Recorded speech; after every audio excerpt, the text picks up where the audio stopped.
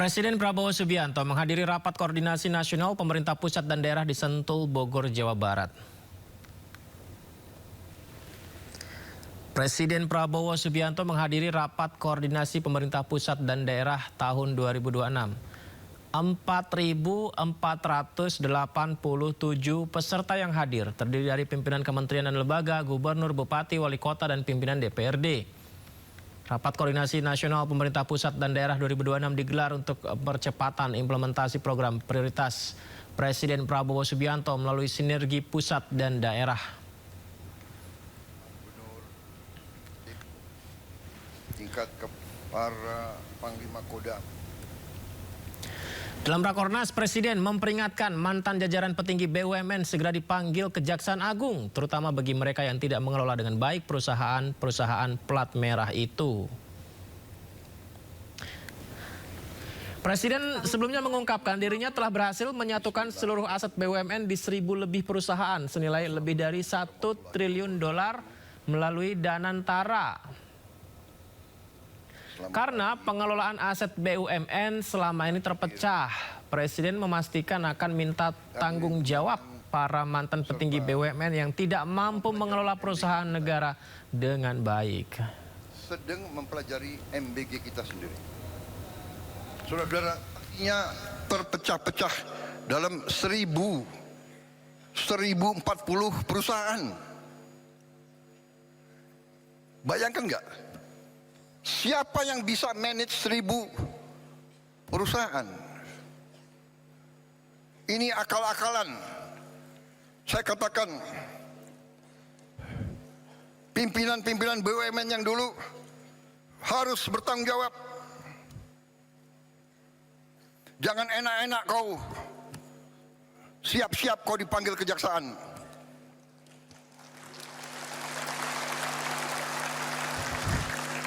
Kan mereka ngejek, Prabowo tuh hanya bisa ngomong di podium aja. Oh ya? Ya tunggu aja panggilan. Lu jangan nantang gue lo. Lu jangan nantang gua lo, kata Presiden tadi ya. Peringatan keras kembali datang dari Kepala Negara. Presiden Prabowo menegaskan kebocoran anggaran tak boleh lagi dianggap biasa. Mantan pimpinan BUMN pun diminta siap menghadapi hukum yang berbicara apa adanya. Apakah ini akan jadi langkah awal pembersihan besar-besaran tata kelola negara? Kita bahas bersama dengan pengamat BUMN dan juga Direktur Eksekutif Next Indonesia, Heri Gunawan. Selamat malam, Assalamualaikum Mas Heri, apa kabar Mas? Baik, waalaikumsalam, selamat malam Mas Yudi. Terima kasih ya Mas Heri sudah berkenan berbagi di Indo Prime. Mas, saya kutip yang dibilang Pak Presiden tadi, lu jangan nantang gua lo, katanya gitu. Dan itu bukan sekali dua kali Mas, sepertinya Presiden melayangkan ancaman ke petinggi-petinggi BUMN itu beberapa kali gitu. Sebenarnya apa yang ingin ditegaskan Presiden Mas dari pernyataan itu? Ya, tentu saja yang pertama kita melihat bahwa Presiden ini concern terhadap BUMN, pengelolaan BUMN ya. Karena BUMN ini punya potensi besar untuk ikut menggerakkan atau mendorong perekonomian nasional. Karena asetnya itu begitu besar. Itu yang pertama. Yang kedua, tentu kita bisa lihat ini adalah bagian dari program pemberantasan korupsi yang memang terus dijalankan oleh Presiden. Karena gini, terkait bahkan persoalan-persoalan yang teknis misalnya gitu ya. Soal terkait dengan pembayaran tentium misalnya. Tentium perusahaan-perusahaan BUMN yang rugi juga mendapat tentium segala macam itu saja sudah disampaikan oleh Presiden setidaknya 2 kali. Pertama waktu 15 Agustus 2025 ketika dia pidato di sidang umum MPR. Nah kemudian kemarin waktu ada peresmian kilang Pertamina di Balikpapan juga diulang lagi. Nah ini menurut saya kalau orang-orang di bawah Presiden tidak menjalankan mandat atau concern ini dengan baik, itu harus ada yang pasti ada masalah di bawahnya. Ini udah jelas-jelas. Sekarang Presiden ngomong lagi soal BUMN. Jadi ini menurut saya, ini seharusnya orang-orang di bawahnya ini sudah harus segera menindaklanjuti gitu. Nah hanya memang persoalan BUMN ini menurut saya tidak bisa sekadar memeriksa misalnya direksi yang dianggap punya masalah dalam pengelolaan BUMN. Kenapa tidak bisa Mas? Persoalan BUMN itu lebih besar dari itu menurut saya. Misalnya gitu, kita kasih contoh kenapa BUMN rugi itu tetap membayar tentium. Itu karena regulasi yang dibuat oleh pemerintah sebelumnya itu membolehkan. Nah, itu ada di dalam peraturan Menteri BUMN yang terakhir tahun 2023. Di situ misalnya disebutkan, perlu BUMN boleh memberikan tentian kepada direksi dan dewan komisaris walaupun BUMN itu rugi, dengan catatan kerugiannya tidak lebih besar dibandingkan tahun sebelumnya. Jadi kalau tahun sekarang ruginya 5 triliun, kalau tahun lalu ruginya 7 triliun, itu masih boleh bayar tentian. Masih boleh ya, padahal rugi gitu ya? Nah, itu yang jadi persoalan. Ini kan yang membuat Presiden marah. Nah, makanya menurut saya, ini harus dikaji secara komprehensif kalau ingin membenahi BUMN. Nah, itu yang pertama. Dari sisi regulasinya perlu dikaji juga secara komprehensif. Yang kedua misalnya yang perlu diperhatikan juga, ketika BUMN itu sedang dikonsolidasikan, ini kan amanat Presiden supaya BUMN itu dari 1.000 dikonsolidasikan menjadi sedikit. Kalau yang tidak perlu, ya jangan juga didirikan BUMN. Nah, tapi persoalannya misalnya sekarang, justru yang saya khawatirkan, Danantara juga tergiur untuk misalnya membuat BUMN baru.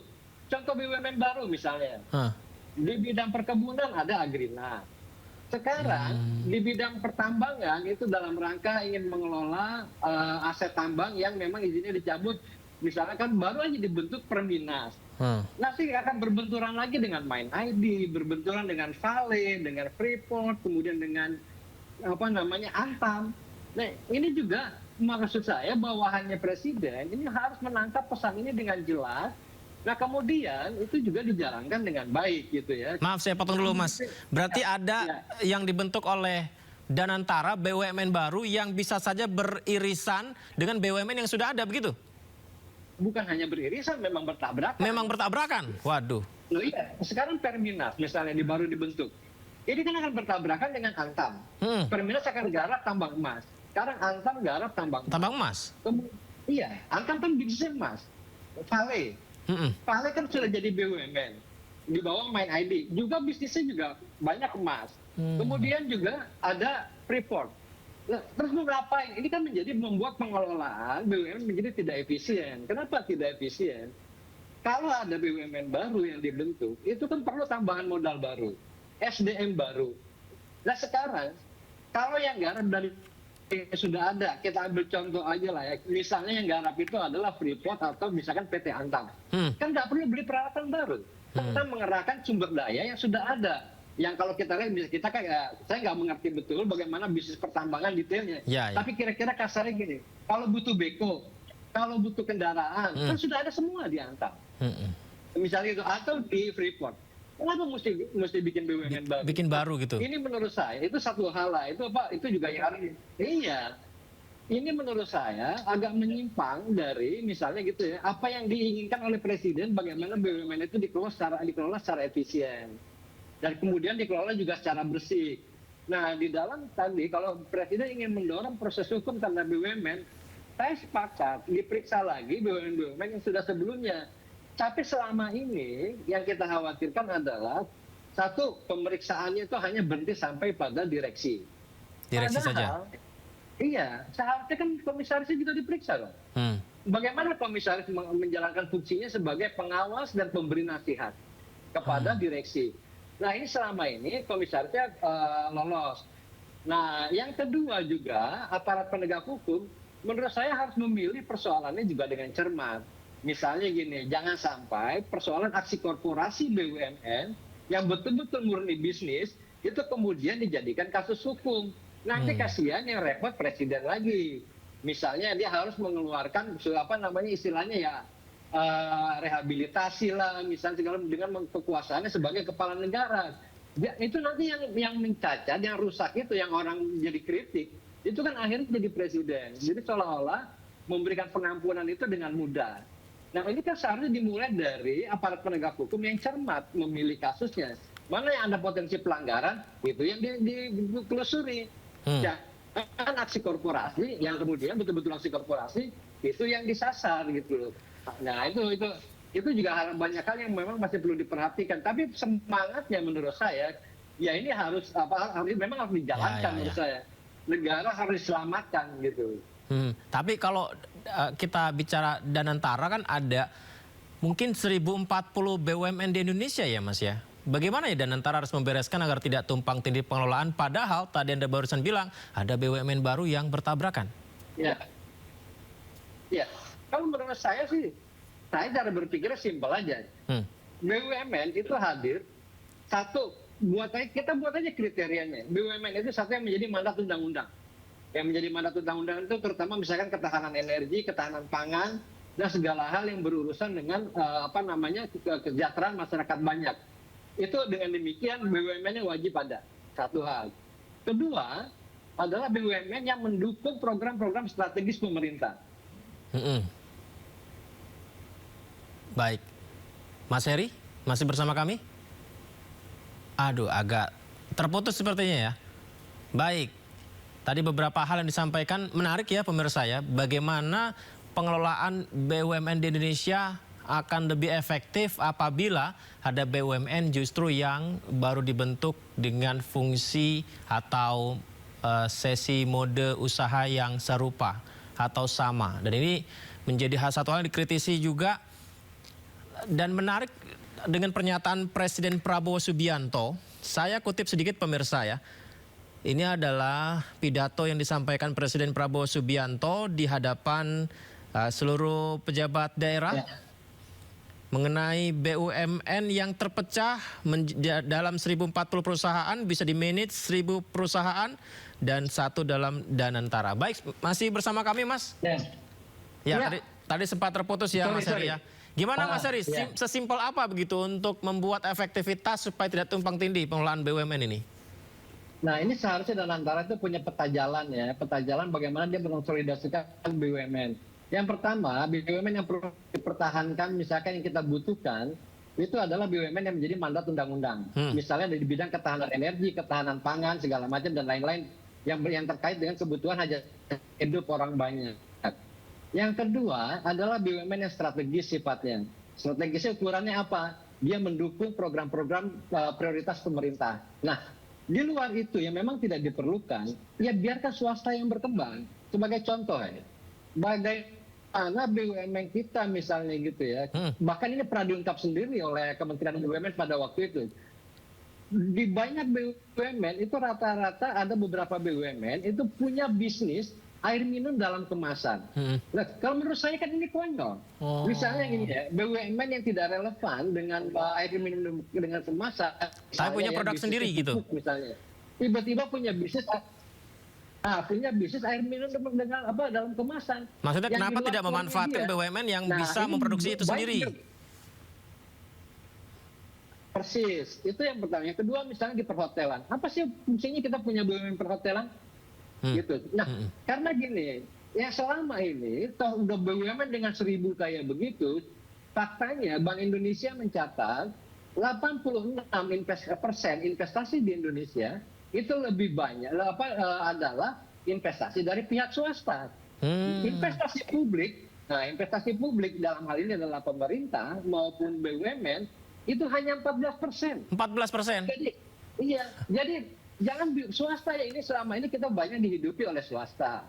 Tapi untuk hal-hal yang strategis setuju kita punya BUMN. Jadi yang itu tidak strategis menurut saya atau yang tidak menjadi mandat undang-undang, ya sudahlah. Kalau perlu diprivatisasi aja, gitu. Ekstrimnya ya seperti itu. Jangan kemudian dipertahankan, apalagi yang konyol misalnya. Tadi betul kata Presiden itu. Ada yang konyol, satu BUMN misalnya ya, dia punya anak usaha sampai 30. Aduh. 30 anak usaha. Iya, coba lihat di BUMN Karya. BUMN Karya itu rata-rata anak usahanya itu 30. Anak usaha baik langsung maupun tidak langsung.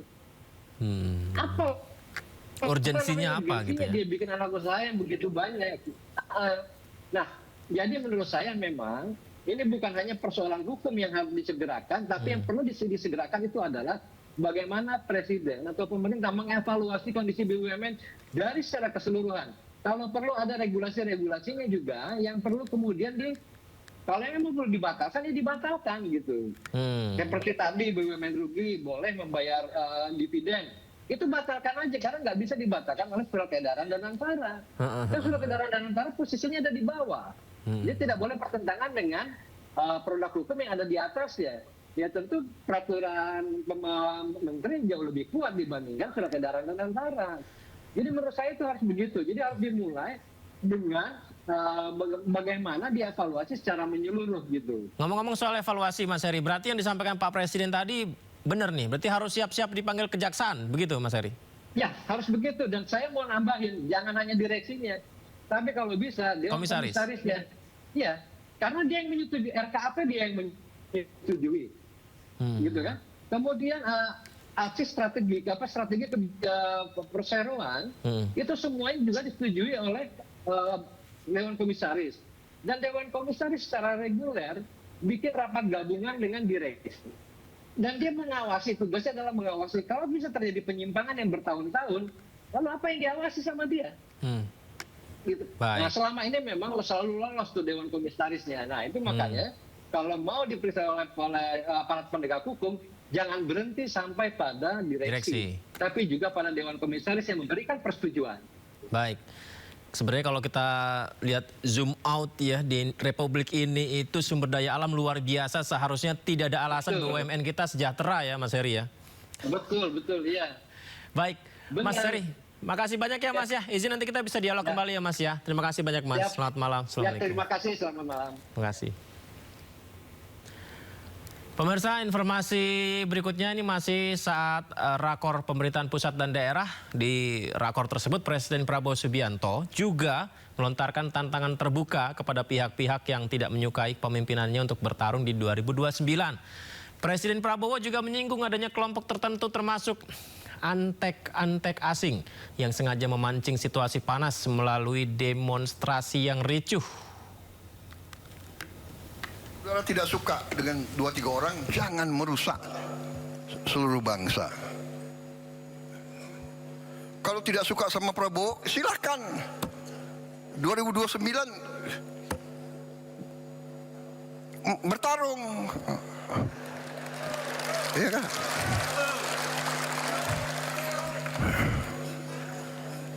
Sedikit-sedikit mau demo. Demo boleh. Tapi dia tidak berharap demo, dia berharap kerusuhan. Dan kerusuhan itu mencelakakan bangsa dan negara. Saudara-saudara, kerusuhan mencelakakan bangsa dan negara. Bakar-bakar, bom molotov, saya katakan itu membahayakan. Itu pidana. Saya tidak ragu-ragu. Kalau demo silakan, tapi mau bagaimana mau demo? Kamu 5.000 kali demo, tidak akan ada satu pabrik dibuka. Jadi kelompok-kelompok ini sadar atau tidak sadar, saya yakin mereka dikendalikan oleh kekuatan asing. Yakin saya dan saya punya bukti.